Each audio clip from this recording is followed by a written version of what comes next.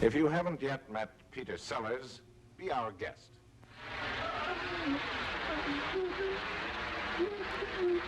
Welcome, sir. A great big welcome to all the old folk and the bonny young lads and lasses. I can't tell the difference, you know. Oh, there's a journalist, Mr. Dennis wants to see you. Left his card. Not tonight, boy. I'm too tired. I don't want to know about journalists, thank you. Mr. Chairman, ladies and gentlemen, contrary to a widespread rumor, I am a woman. Hey. Wonderful. What part of Birmingham do you come from, Fred? Oh, I don't come from Birmingham. No? I come from London. Well, sir, you see, I'm from the London Bureau of Boats, Barges, Bricks, all tether bottoms, inspection and maintenance. Oh, sir, that's it. Yeah. Someone else. I? Who? Anyone. Any one of 1,000 characters that I can create, and then do just like that. It only tick over, if you like, when I've successfully hidden myself in something.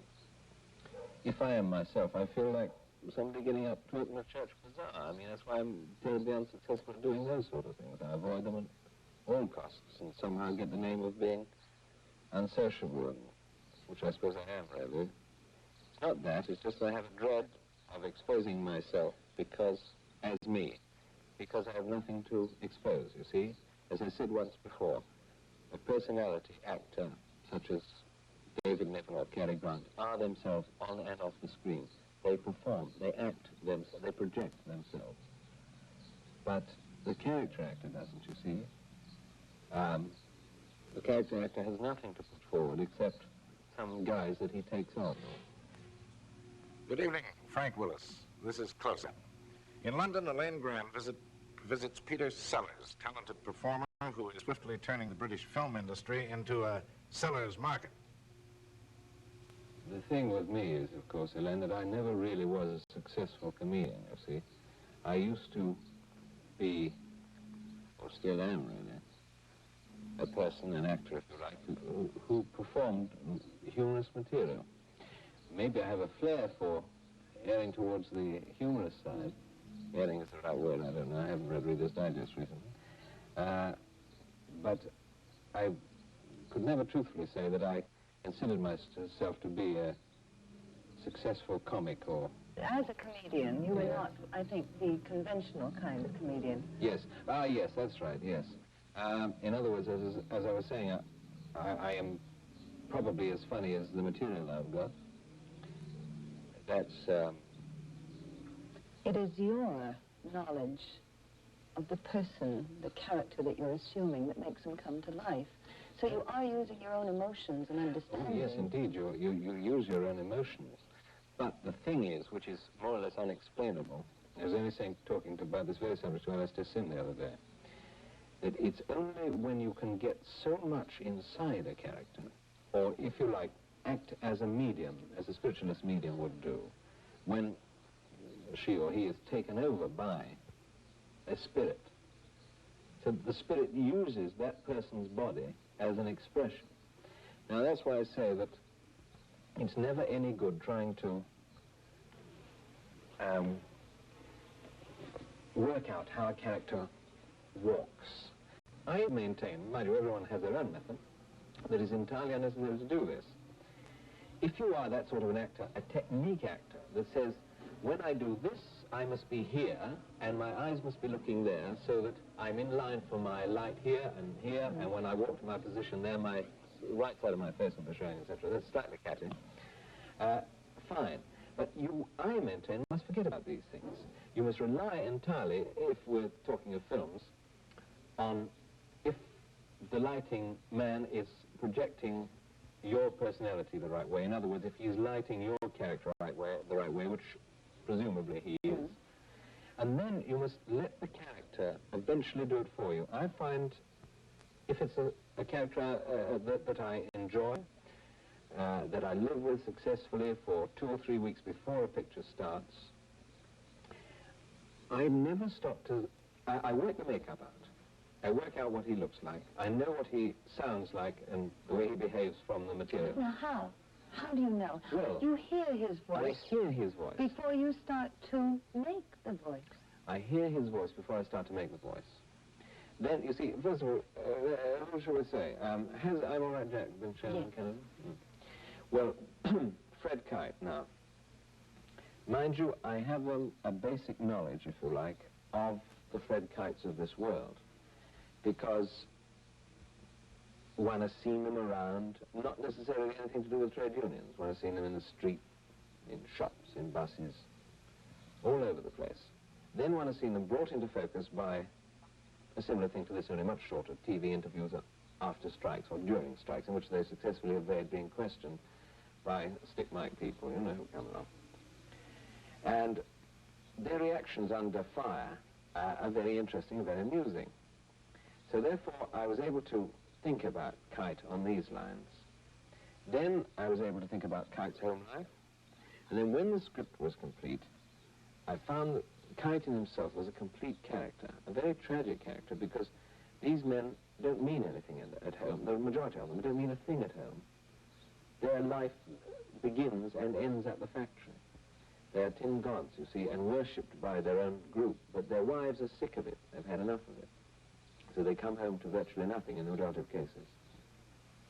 So then I found that with the walk, Fred Kite's walk, for example, I never stopped to work that out, because the day I got there and we finished the makeup tests, and I looked in the mirror, having got the suit on, I knew what he was going to sound like, and there he was, you see. And then I stayed with Fred Kite for the rest of that film. See, I never go into the canteen. I always eat in my room because I don't like to break it, you see.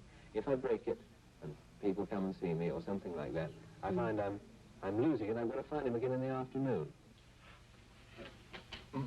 Oh, yes.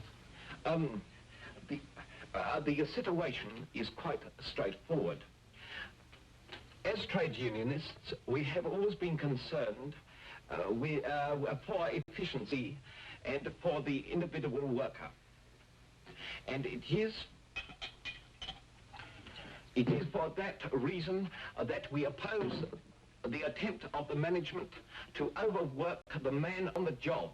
Yeah.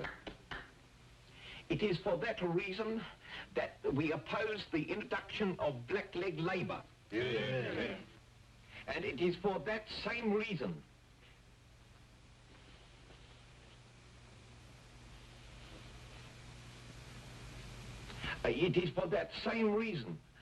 that we oppose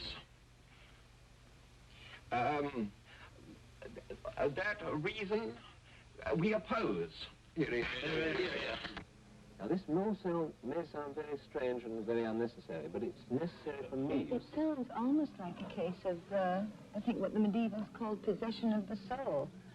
Well, it is with me. It is just that, because I find that way I can make it work. I can't make it work if I start thinking to myself, how does he move here? How does he do that? I find eventually that I just let him take over, and he does what he wants to do. I don't have to do anything about it. This is terribly difficult to explain to people. I spent hours talking with actors about this very thing. You were always really in theatre or in show business, weren't you? Yes, that's Born true, into man, it. yes. Mm. Now, I don't understand this because I know that your family were all professional people. Mm. And yet you didn't make your debut until 1947, was it? Yes, 47, 48. And you yourself say that you died the death. Yes, I did. What Yes. was the act? Well, it was a terrible thing, because I'd been unsuccessful as a drummer, you see. I tried to make a go of it as a drummer. And when I came out of the forces, there were millions of drummers all demobbed, hanging around Archer Street, waiting for gigs, jobs, you know. And I thought, oh, this is no good. I'm just not getting anywhere. I'm doing a few dances here and there, a few dances out of town, you know. I mean, one would be playing in a dance hall all night where you keep strict tempo and that's it, and you've had it, or something like that. You get nowhere to let off steam, you know. And so I thought, well, I'll have to get out of this and try and make a go of it somewhere else. So I got a job at the windmill among the nudes, and which was heartbreaking, really, because, you know, I was trying to put over a very unfunny act to a lot of dirty old gentlemen who just came in for the nudes. weren't interested at all in what one was doing, you see. Your acting was imitations, really, I used to wasn't do it? impressions of radio and film stars and things, you know, the usual. And I used to play ukulele and trot out a song at the end. And it was all very unfortunate. I didn't get a rebooking there, although they've now put my name outside the theatre. But there wasn't certainly much interest in those days. And at the same time, you hadn't started on the Goons yet. No, not really, no. The Goons really didn't come to about till the end of 48, 49. At that time, after the windmill, I was completely broke. And we used to go to a pub in Victoria. There's a fellow called Major Jimmy Grafton down there. He was at Arnhem, very good type. And we used to go down there to get free drinks and whatnot. And I found these boys, Spike Milligan, Harry Seacombe, and Mike Bentine used to go as well. Spike and Harry were in the army, Michael and I were in the Air Force. And Jimmy had one of the very first tape recorders that were ever out in this country. And we used to get together and make up ideas and things. And we found we all had this sort of sense of humor in common, you see.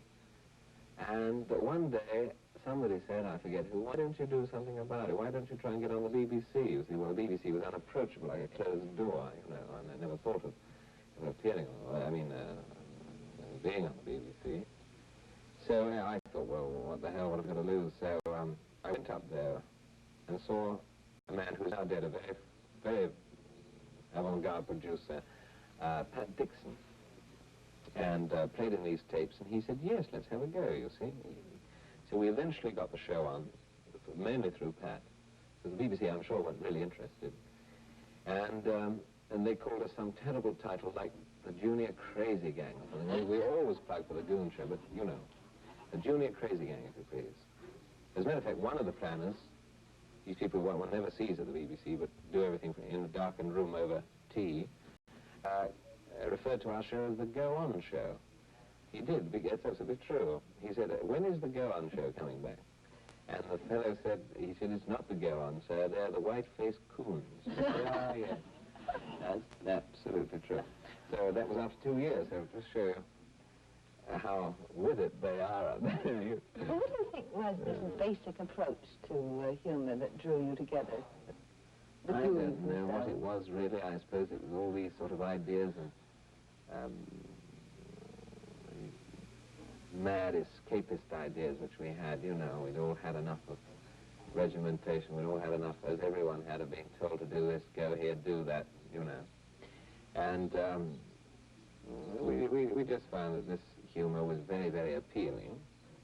And someone would say something, and it would spark off another idea, and another idea, and another idea.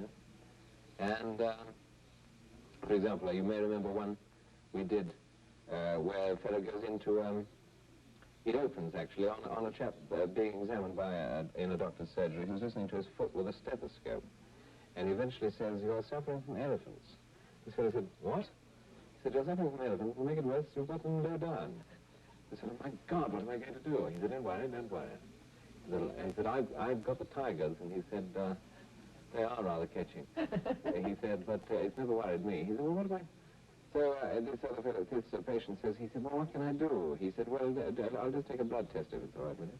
So he said, certainly. So he takes his blood test, pricks his ear, you see, puts it on a slide, and looks through this microscope, and you cut to a telecine clip of a herd of elephants you see through here, you see. They're looking through, and suddenly a big tusker looks up and charges forward, and this surgeon gets up and he says, my God, they've seen us. And he rushes out, you see. Well, it's this sort of, you know, this sort of kick, you know, that really set us going, these sort of situations. Really, you know, mad. Logical. Yes, sure. Sure.